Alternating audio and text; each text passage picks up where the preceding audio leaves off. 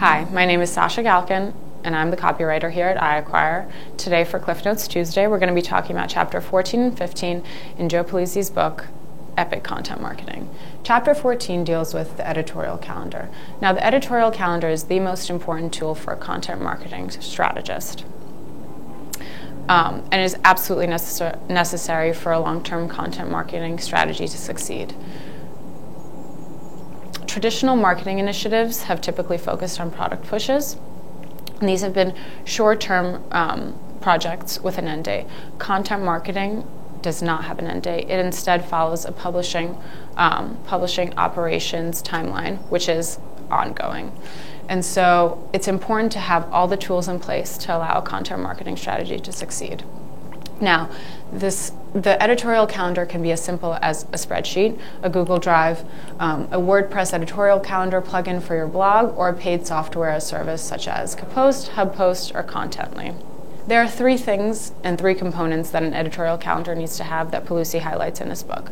The first is understanding what a calendar is.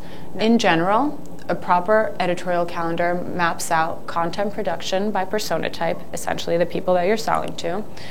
It maps out the engagement cycle in producing content based on where the prospect is in the buying process, and it settles on the various media channels where you're going to be publishing your content. For component 2, organizing the calendar, Pulizzi recommends using the tool that's going to be the easiest for your team to use. That's completely subjective by the company, and really no one tool works for everyone equally. The third is developing a style guide. More than just a way to execute your content marketing strategy, an editorial calendar needs to set standards for the types of content that you're going to produce. Realistically, you're going to have a number of different voices and people penning the content that's going to be published by your brand. And so you need to be able to train and instruct them in the proper ways to communicate your brand's voice. There are 4 key components that every editorial style guide needs to include. 1, it needs to set an overall tone and voice for all of your content marketing. 2, it needs to set a length for all the content or content types that you'll be producing for your brand. It needs to create branding guidelines for the ways to refer to your company and for the product lines. And it needs to set grammar, style, and word usage rules. And these can be used under a blanket umbrella such as the AP Style Guide, Chicago Manual of Style, or a popular one like the Yahoo Style Guide. Using these guidelines and using a style guide to standardize all of your content will allow you to prevent any subpar content reaching your site. Moving on to Chapter 15, which covers managing the content creation process. If you want to create a successful content marketing team in-house, there are 4 things you need. First, people to do it. 2, clear-cut roles and responsibilities. 3, a schedule for the content. And of course, 4, rules and guidelines. For Pulizzi, there are 5 roles that every content marketing team needs to include. And these aren't necessarily positions, but roles that can be encompassed in 1 person, 5 people, or even more depending on the size of your company. The first and most important role is the Chief Content Officer or Manager. This is the chief storyteller for the brand and the person who is owning all the content initiatives, though he's not necessarily producing them. Because execution is just as important as producing quality content, the Chief Content Officer or Manager's job is to execute everything properly. And so under his umbrella is content, design, budgeting, contract negotiations, and anything else that the content marketing strategy needs to fulfill. The second most important role in a content marketing team is the managing editor. Now, this is the person that handles the day-to-day functions. He's the one managing the production, scheduling, keyword selection, SEO optimization, and style corrections. At his or her core, the managing editor is the one that's teaching the team how to produce content and also editing content so that it's at the level that the strategy wants it to be. Content creators have a similar responsibility as managing editors, though not all of them. They're essentially the face and voice of the brand, and they can be producing content, though not necessarily writing it. And so they can be interviewed or write email transcripts that can be then repurposed into blog forms. A content producer is simple.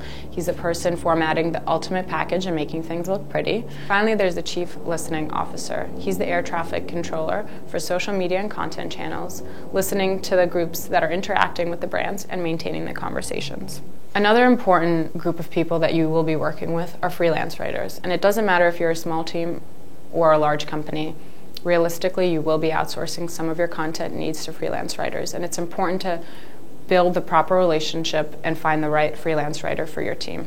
Now, there are 5 things that Bellizzi believes you need to do to find the freelance writer for your company. First, understand that while expertise is helpful, it should not be a deal killer. Second, hire right. Bloggers, journalists, and copywriters do different things. Make sure the skills of the writer you're picking fit the content you'd like them to execute. Third, develop a business relationship. Clarity is key here. Fourth, budgeting. Bellizzi recommends a retainer model like the one used in his company, which pays freelancers a monthly fee for a set number of content assets. That way the freelancers don't have to count the words and you don't have to stress about them either. 5, the most important thing you need to do before embarking on a long relationship with a freelance writer is to test them. Give them a project, make sure that they meet the expectations of your content style guide, deliver it on time, and most importantly, share it on their social channels.